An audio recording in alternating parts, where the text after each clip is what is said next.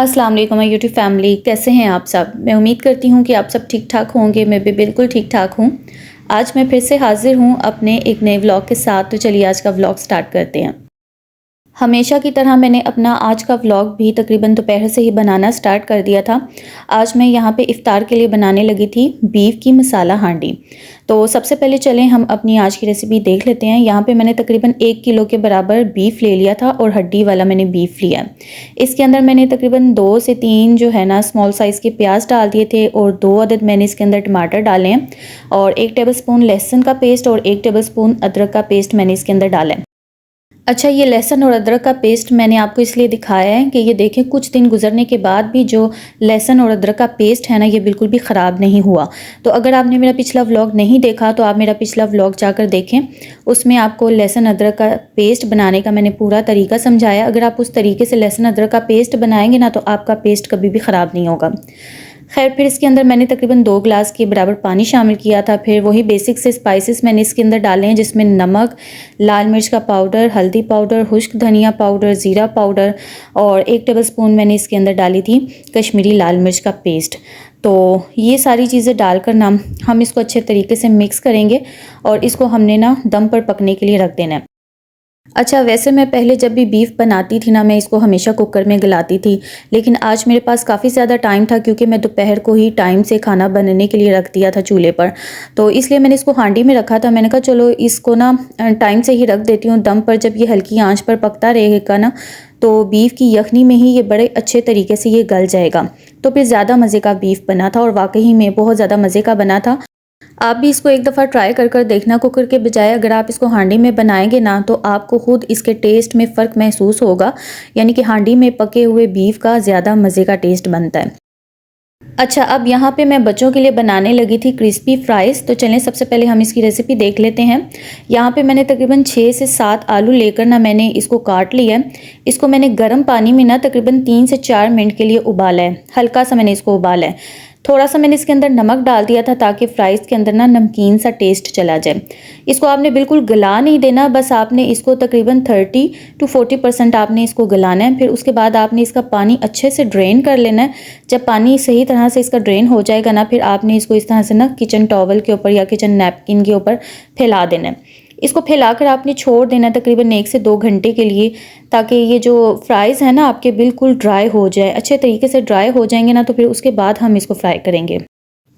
अच्छा, अब यहाँ पे मैं बर्गर के लिए एक मज़ेदार सी सॉस रेडी करने लगी हूँ। इसकी रेसिपी मैं आपके साथ पहले भी काफ़ी दफ़ा शेयर कर चुकी हूँ, लेकिन अभी मैं बना रही थी तो मैंने सोचा कि चले दोबारा से रिपीट कर देती हूँ।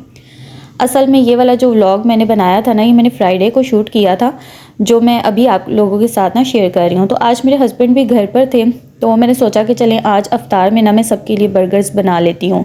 तो फिर उसके लिए ये वाली सॉस मैं दोबारा से बना रही थी, तो फिर मैंने सोचा कि चले इसकी रेसिपी हम दोबारा से शेयर कर देते हैं आपके साथ। तो यहाँ पे मैंने तकरीबन 1 कप के बराबर मायोनीज़ डाली थी और 2 से 3 टेबलस्पून के बराबर मैंने इसके अंदर मस्टर्ड पेस्ट और 2 से 3 टेबलस्पून टोमेटो केचप और 2 टेबलस्पून मैंने इसके अंदर हॉट सॉस डाली थी और ये मेरे पास बारबेक्यू सॉस थी। ये भी तकरीबन 2 से 3 टेबलस्पून बारबेक्यू सॉस होगी और 1/4 टीस्पून मैंने इसके अंदर नमक ऐड किया था। ये सारी चीज़ें डालकर हमने एक मज़ेदार सी सॉस रेडी कर लेनी है। आप अक्सर बाहर से ये ब्रांड्स वगैरह के बर्गर्स लेकर आते हैं तो उसमें भी यही वाली सॉस उन्होंने यूज़ की होती है जो मैं आप लोगों के साथ शेयर कर रही हूँ। तो आप भी एक दफ़ा इसको बनाकर अपने घर में ट्राई करना ना। बर्गर्स वगैरह में आप इसको यूज़ कर सकते हैं, रैप्स वगैरह में यूज़ कर सकते हैं। तो ये देखिए, ये हमारी मज़ेदार सी सॉस बनकर रेडी हो चुकी है। अब हम इसको एक साइड पर कर देंगे। अब यहाँ पे मैं जल्दी से बर्गर बन्स को तवे पे हल्का हल्का सा सेक लेती हूँ। वैसे आज मेरा बिल्कुल भी दिल नहीं था कि मैं घर पे बर्गर वगैरह बनाऊँ। तो सबसे पहले तो आज हस्बैंड घर पर थे, फ्राइडे था, उनको छुट्टी थी, तो मैंने कहा चलो वो भी खुश हो जाएंगे। साथ में आजकल सुभान पेपर्स देकर फारिग हुआ हुआ है ना, तो सुभान का फ्रेंड आया हुआ था सुभान के साथ खेलने के लिए। तो फिर मैंने सोचा कि मैंने कहा चलो पहली दफ़ा वो हमारे घर पे आया तो मैं बच्चों के लिए ना कुछ उनकी पसंद की ऐसी चीज़ बना लेती हूँ ना जो बच्चे ज़्यादा खुश होकर खाते हैं। तो आपको पता है, जाहिर सी बात है, हर किसी के घर में बच्चे होते हैं, सबको पता है बच्चों की नेचर के बारे में। बच्चे रोटी सालन के बजाय ना ये फ़ास्ट फूड, जंक फूड ये बहुत ज़्यादा पसंद करते हैं। तो फिर मैंने सोचा इनको बाज़ार से मंगवा कर देने के बजाय बेहतर है कि मैं इनको घर पर ही बना देती हूँ। लेकिन इस बर्गर के अंदर जो मैंने पैटी यूज़ की है ना, वो मैंने होममेड पैटी यूज़ नहीं की, वो मैंने केएनएन's का जो फ्रोज़न पैटी मिलती है ना, ज़िंगर पैटी, मैंने वो यूज़ की थी। तो उसका भी टेस्ट मुझे बहुत ज़्यादा अच्छा लगा था। बल्कि जब मैंने बच्चों को बना कर दिए ना बर्गर्स, तो बच्चे कहते हैं मामा ये तो बिल्कुल भी पता नहीं चल रहा कि आपने केएनएन's की पैटी यूज़ की है या आपने घर पे बर्गर बनाया है। बिल्कुल ऐसे लगता है जैसे हम लोग बाहर से मंगवा कर खाते हैं, बल्कि उससे ज़्यादा मज़े का बनता है। तो ये एक पैक में ना 5 पैटी होती हैं बर्गर की। अब यहाँ पे मैं जल्दी से बर्गर पैटी को ऑयल में डालकर अच्छे तरीके से फ्राई कर लेती हूँ। चूल्हे की फ्लेम को हमने बिल्कुल ना मीडियम से रखना है। ज़्यादा तेज़ आंच पे हमने इसको फ्राई नहीं करना, क्योंकि ये फिर अंदर से कच्चे रह जाएंगे और बाहर से ये जो है ना पक जाएंगे। वैसे अगर आप चाहें तो आप इसको बेक भी कर सकते हैं। अगर आप लोगों को फ्राइड आइटम नहीं ना पसंद, तो आप इसको बेक भी कर कर बर्गर में लगा सकते हैं। लास्ट टाइम मैंने ये एक दफ़ा बनाए थे, तो मैंने इसको बेकिंग ओवन में ना थोड़ी देर के लिए रख कर मैंने इसको बेक कर लिया था। तो बेक करने से भी इसका मुझे अच्छा रिज़ल्ट मिला था। अब साथ-साथ मैं यहाँ पे गोश्त को भी चेक कर रही थी कि ये गल चुका है कि नहीं गल चुका, क्योंकि मुझे थोड़ा-सा डर लग रहा था कि बीफ को मैंने आज कुकर के बगैर रखा है, तो इसको गलने में काफ़ी ज़्यादा टाइम लगेगा और ये ना हो कि इफ़्तार का टाइम नज़दीक आ जाए और फिर मुझे सबसे डाँट पड़े कि इसने वीडियो के चक्कर में ना अभी तक खाना मुकम्मल नहीं किया। पर ये है कि ये तकरीबन 70-80% जो है ना गल चुका था। तो अभी इसमें थोड़ा पानी था, मैंने कहा चलो ये मज़ीद थोड़ा-सा इसके अंदर और पक जाए ना, फिर अच्छे तरीके से ये गल जाएगा, बाद में इसकी मैं अच्छे से भुनाई कर लूँगी। ये जो फ्राइज़ जो थे ना, मैंने इनको ड्राई करने के लिए रखा हुआ था, इसका पानी बिल्कुल खुश्क हो गया था, इसके अंदर बिल्कुल भी पानी मौजूद नहीं होना चाहिए। उसके बाद हमने ना इसकी कोटिंग करनी है। इसकी कोटिंग के लिए ना यहाँ पे मैंने 2 से ढाई टेबलस्पून कॉर्नफ्लोर डाला है। कॉर्नफ्लोर डालकर ना आपने इसको इस तरह से मिक्स करना है और साथ-साथ आपने इसको झाड़ते जाना है, ताकि जो इसके अंदर एक्स्ट्रा कॉर्नफ्लोर है ना, वो जाली की मदद से दूसरे बर्तन में चला जाए और जितनी फ्राइज़ के ऊपर ज़रूरत है ना, सिर्फ उतना कॉर्नफ्लोर इसके ऊपर रहे। फिर इसके बाद हम इसको फ्राई करेंगे तो ये बड़े अच्छे ना क्रिस्पी से हमारे फ्राइज़ बनेंगे। आपने शायद कभी ये ओपा के जो फ्राइज़ मिलते हैं बाज़ार से, फ्रोज़न फ्राइज़ ओपा के जो हम लोग मंगवा कर यूज़ करते हैं, वो शायद आप लोगों ने कभी यूज़ किए हों, तो ये बिल्कुल वैसे के वैसे ही बनेंगे। या कभी आप ये बाज़ार से बर्गर्स वगैरह लेकर आते हैं, तो उसके साथ आपको जो फ्राइज़ मिलते हैं, ये बिल्कुल वैसे ही बनेंगे। आज मैंने जब हस्बैंड से ये सामान मंगवाया ना, मैंने कहा आप साथ में ना ये ओपा का एक पैकेट फ़्राइज़ का ले आना, चलें बच्चे बर्गर के साथ ना ये वाले फ़्राइज़ खुश होकर खा लेंगे। तो वो मुझे कहने लगे कि तुम घर पे खुद इतने अच्छे बना लेती हो, तो बाज़ार से मंगवाने से बेहतर है कि तुम घर पर बना लो। बाज़ार से जो हम ओपा के फ़्राइज़ मंगवाते हैं ना, वो बहुत ज़्यादा एक्सपेंसिव मिलते हैं, लेकिन घर में भी ये सारी चीज़ें हम आराम से बना सकते हैं, लेकिन इसके लिए ना हमें काफ़ी ज़्यादा टाइम चाहिए होता है। अच्छा खैर, यहाँ पे मेरे हस्बैंड हमेशा की तरह ना आके चेकिंग ज़रूर करते हैं, क्या बना रही हो, क्या पक रहा है, क्या नहीं पक रहा। तो मैं यहाँ पे इनसे मजाक कर रही थी कि मैंने कहा चले एक डोई शोई आप भी हिला देना। मैंने काफ़ी सारे लोगों को देखा है कि उनके हस्बैंड इतनी हेल्प करते हैं अपनी बीवियों के साथ किचन में आके ना, तो आगे से हंसते हैं, कहते हैं औरतों का काम औरतों को ही सूट करता है, मर्दों के करने वाले काम नहीं होते ये। चले जी, यहाँ पे जो हमारी बर्गर पैटी थी ये भी अच्छे तरीके से फ्राई हो चुकी हैं। अच्छा, इसको फ्राई करने के बाद ना मैं इस तरह से कूलिंग रैक के ऊपर रख रही हूँ, ताकि इसके अंदर जो एक्स्ट्रा ऑयल है ना, वो सारा इस ट्रे के अंदर चला जाए। इस तरह से हमारा ऑयल भी जो है वेस्ट नहीं होता, और दूसरा ये जो पैटी है ना, ये क्रिस्पी रहेंगी, ये नरम नहीं होगी। अगर मैं इसको किसी टिश्यू पेपर के ऊपर रख देती या किसी और बर्तन के ऊपर रख देती ना, तो पैटी सौगी हो जाती। उस तरह से इसका वो चीज़ नहीं रहती, क्रिस्पी क्रिस्पी सी नहीं रहती, ये बहुत सौगी सौगी सी हो जाती। अब इसी ऑयल में ना हम ये फ्राइज़ डालकर ना इनको अच्छे से फ्राई कर लेंगे। अच्छा, इसको ना फ्राई करने के लिए हमें थोड़ा सा एहतियात की ज़रूरत होती है, क्योंकि ये थोड़ा सा हमने इसको 30-40% हमने इसको गलाया हुआ होता है ना, तो थोड़े से ये नरम होते हैं। डर लगता है कि ये अभी टूट जाएंगे, अभी टूट जाएंगे, लेकिन ये है कि ये बनते बहुत मज़े के हैं। आप इसको चाहे तो आप इसको फ्रीज़ भी कर सकते हैं। कॉर्नफ्लोर लगाकर आप इससे किसी ट्रे में फैला कर ना अच्छे तरीके से आप इसको फ्रीज़ कर लें। फ्रीज़ करने के बाद आप इसको ज़िपर में डालकर स्टोर कर सकते हैं। फिर आप बच्चों को आराम से लंच बॉक्स में भी बनाकर दे सकते हैं। अब इस साइड पे ये जो मैंने बीफ गलने के लिए रखा हुआ था ना, ये भी तकरीबन 90% गल चुका था। इसका पानी भी तकरीबन आप देखें ड्राई हो गया था। तो अब इसके अंदर ना मैंने ऑयल डालकर मैंने इसकी अच्छे तरीके से भुनाई करनी है। ऑयल इसके अंदर हम अपने हिसाब से डालेंगे, क्योंकि बीफ के साथ हड्डी के साथ ना थोड़ी सी चर्बी भी होती है, तो ये भी अपना ऑयल छोड़ देता है। तो इसलिए आपने बहुत एहतियात से इसके अंदर ऑयल डालना है, ये ना हो कि बाद में आपका ऑयल जो है बहुत ज़्यादा हो जाए सालन के अंदर। अच्छा, मैंने आप लोगों के साथ जब अपना पिछला व्लॉग आप लोगों के साथ शेयर किया ना, तो मेरे उस व्लॉग के नीचे किसी ने मुझे कमेंट किया कि आप इतने मज़े मज़े के खाने बनाती हैं ना कि हमारा दिल नहीं भी कर रहा होता ना, या हमारे बजट में नहीं भी होता, तो हम मजबूर हो जाते हैं आपकी रेसिपीज़ ट्राई करने के लिए। तो मुझे उनका कमेंट पढ़ के इतनी ज़्यादा खुशी हुई, बल्कि मैंने उसका स्क्रीनशॉट भी लिया था कि मैं नाम के साथ ना मैं इनका कमेंट जो है अपनी ऑडियंस के साथ शेयर करूँगी, पर वो मुझे पता ही नहीं चला। मेरी गैलरी में से ना शायद मैंने अपनी जो पुरानी स्टोरेज थी वो मैंने डिलीट की, तो वो भी बीच में ही डिलीट हो गया।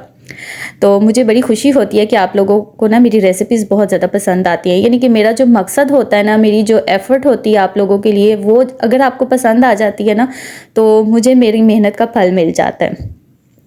अच्छा, दूसरी साइड पे आपने देखा है ना कि मैंने जो फ्राई हो गए थे उनको मैंने निकाल लिया था, फिर जो दूसरा बैच था मैंने वो डाल दिया फ्राई होने के लिए। तो यहाँ पे मैं बीफ की अच्छे तरीके से भुनाई करूँगी, साथ साथ मैं इसके अंदर थोड़ा थोड़ा पानी डालूँगी, साथ साथ मैं इसकी भुनाई करूँगी, क्योंकि बीफ के अंदर जो स्मेल होती है ना वो तभी दूर होती है जब आप इसकी अच्छे तरीके से भुनाई करते हैं। तो हमारी अम्मी तो कहती होती थी कि बीफ के अंदर जब हम पानी डाल डाल कर इसकी भुनाई करते हैं ना, तो भुनाई के दौरान ही बीफ आधा तो गल जाता है और इसकी स्मेल भी उस तरह से दूर होती है और इसका टेस्ट भी भुनाई से ही बहुत ज़्यादा मज़े का बनता है। फिर इसके अंदर मैंने थोड़ी सी सब्ज़ मिर्चें डाली थी, साबुत सब्ज़ मिर्चें डाली थी। अच्छा, मुझे बहुत पसंद है इस तरह के सालन हो ना, मसाले वाला बीफ हो, मटन हो, चिकन हो, तो इसके अंदर जब मैं साबुत सब्ज़ मिर्चें डालती हूँ ना, तो वो मसाले में जब अच्छे से भुनी जाती हैं तो इतने मज़े का इसका टेस्ट बनता है ना, तो मैं तो बहुत शौक़ से रोटी के साथ ना ये सब्ज़ मिर्च मसाले के साथ लगा लगा कर खाती हूँ। चलें जी, अब हम यहाँ पर जल्दी जल्दी से ना अपने बर्गर्स रेडी कर लेते हैं। मैंने कटिंग बोर्ड के ऊपर ना बर्गर बन्स का जो नीचे वाला पोर्शन होता है ना, वो मैंने सारे यानी कि 6 के 6 बर्गर्स ना एक ही दफ़ा सेट करके रख लिए हैं, ताकि मैं एक ही दफ़ा में ना सारे जल्दी जल्दी से बर्गर्स रेडी कर लूँ। तो सबसे पहले तो हम इसके ऊपर केचप लगा लेंगे।